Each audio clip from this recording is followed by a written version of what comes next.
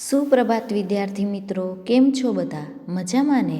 અત્યારે સવારે તમે ઉઠતા હશો ત્યારે થોડી ઠંડી લાગતી હશે. તો આ ઠંડીની મજા લેતા લેતા આપણે એક પાઠ ભણવાનો છે, જે છે પાઠ 11 અને તેનું નામ છે આકાશ. હવે વિદ્યાર્થી મિત્રો, પાઠ 11 આકાશ તમારી ગુજરાતી ગ્રેફેલ્કો બુકમાં પાના નંબર 32 પર આવેલ છે, જેને તમે ખોલશો. પાઠ 11 આકાશ. હવે આકાશનું નામ પડે એટલે આપણે મગજમાં તરત આપણે આકાશનું પિક્ચર જે છે એ આપણા મગજમાં આવી જાય, બરાબર? કે આકાશમાં આપણે શું શું જોઈએ? તો દિવસે હોય તો દિવસે આપણને માત્ર સૂર્ય દેખાતો હોય, પછી રાતના સમયે ચંદ્ર દેખાય, તારા દેખાય. દિવસે ક્યારેક સફેદ વાદળો જોવા મળે, વરસાદની ઋતુ હોય તો કાળા વાદળો જોવા મળે, મેઘધનુષ જોવા મળે. આવું બધું આપણે આકાશમાં જોઈએ છીએ, સાચું ને? તો આજે આપણે આ આકાશ વિશે ભણશું, જેમાં પહેલું છે સૂર્ય વિશે. તો આકાશમાં સૂર્ય સવારે ઉગે છે અને સાંજે આથમે છે. આપણને ખબર છે કે સૂર્ય ઉગે એટલે સવાર પડી કહેવાય, અને આથમે એટલે સાંજ પડી કહેવાય. ઉગે છે એટલે કે સનરાઈઝ થાય છે, અને આથમે છે એટલે કે સનસેટ થાય છે. તમને ખબર છે ને, સૂર્ય ક્યાંથી આવે? પૂર્વમાંથી આવે અને પશ્ચિમમાં પાછો જતો રહે. તો ઈવીએસમાં તમે ભણતા હશો કે ઈસ્ટ અને વેસ્ટ, મતલબ ઈસ્ટમાંથી સન આવે અને વેસ્ટમાં સન પાછો હાલ્યો જાય છે. સૂર્ય દિવસભર પ્રકાશે છે. સૂર્ય આખો દિવસ આપણને તડકો આપે છે. સૂર્યપ્રકાશથી ગરમી થાય છે. હા, થાય છે. સૂર્યપ્રકાશ બહુ હોય, તડકામાં તમે 12 વાગે બારે બેસવાનું કહે તો તમે બેસી શકો? ના, કેમ કે બપોરે ગરમી વધારે લાગે છે. તેથી બપોરે આપણે સૂર્યની ગરમીમાં બહાર ફરી શકતા નથી. સાચી વાત છે. આપણને કોઈ બપોરે એમ કહે કે હાલને આ વસ્તુ લેવા જાવી છે, આપણે બે જઈને લઈ આવીએ, તો આપણે શું કહીએ? જો બપોરે હું ક્યાંય બારે નહીં હાલું, મને તડકો બહુ લાગે છે.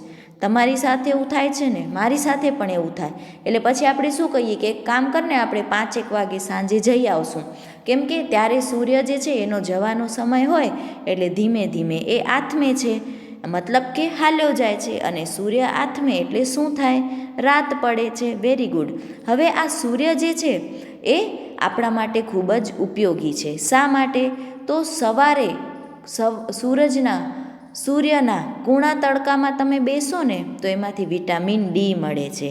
આ વિટામિન ડી આપણા શરીર માટે ખૂબ ઉપયોગી છે.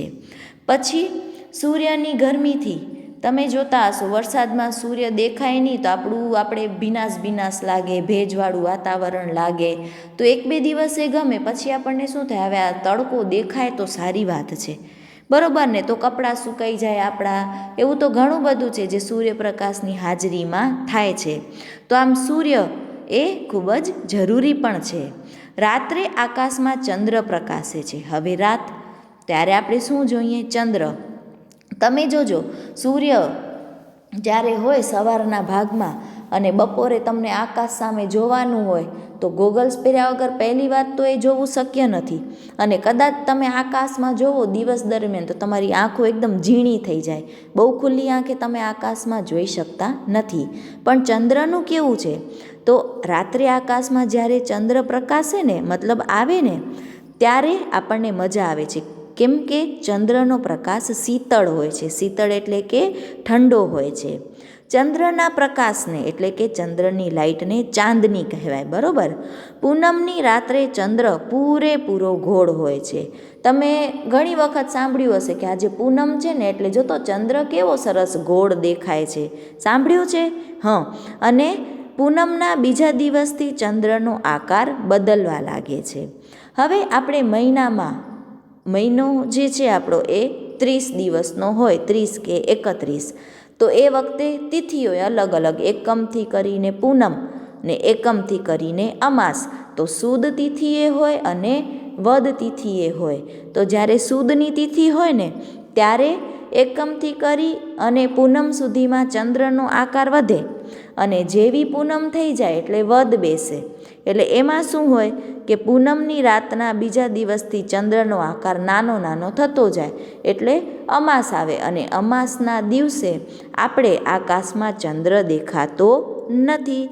તમે મારા ખ્યાલથી કવિતા ક્યાંક જોઈ હશે કે ક્યારેક ક્યાંય ભણી હશે કે ચંદ્ર એની માને કહે છે કે તું પણ મને એક નવો કુર્તો અપાવી દે, ત્યારે એની માં શું કહે છે ચંદ્રની મમ્મી કે ભાઈ તારો તો આકાર છે ને વધ્યા ઘટ્યા કરે છે, તો તારા માપનો સરખો કુર્તો બને નહીં, બરાબર ને.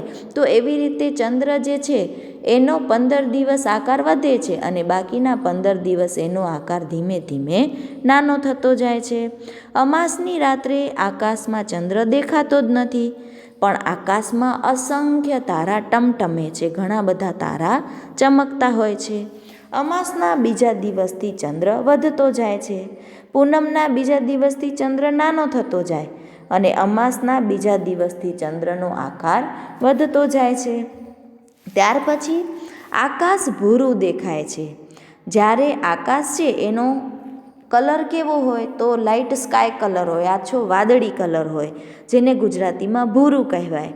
પરંતુ સૂર્યોદય અને સૂર્યાસ્ત સમયે, સૂર્યોદય એટલે સનરાઈઝ અને સૂર્યાસ્ત એટલે સનસેટ, એ સમયે આકાશમાં વિવિધ રંગ જોવા મળે છે.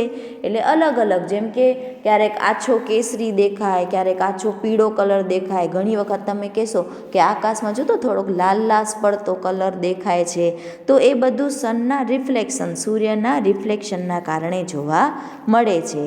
પછી ચોમાસું આવતા આકાશમાં કાળા કાળા વાદળો ચડી આવે છે, વીજળી ચમકે છે, કોઈ વાર આકાશમાં મેઘધનુષ પણ જોવા મળે છે.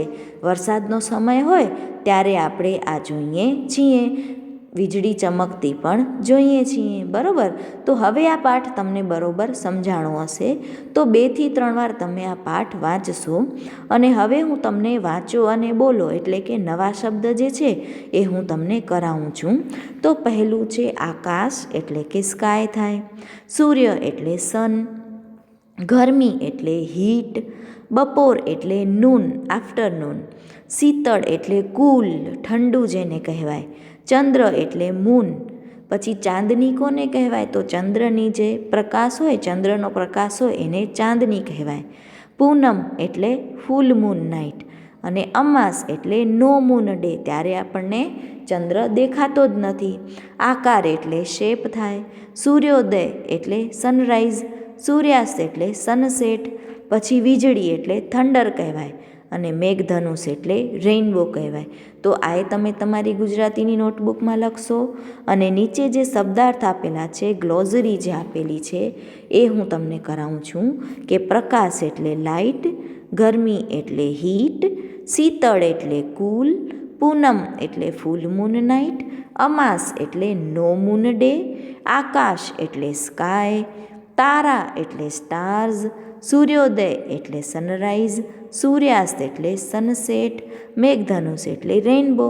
તો આ બંને વસ્તુ તમે તમારી ગુજરાતીની નોટબુકમાં લખશો. ધન્યવાદ.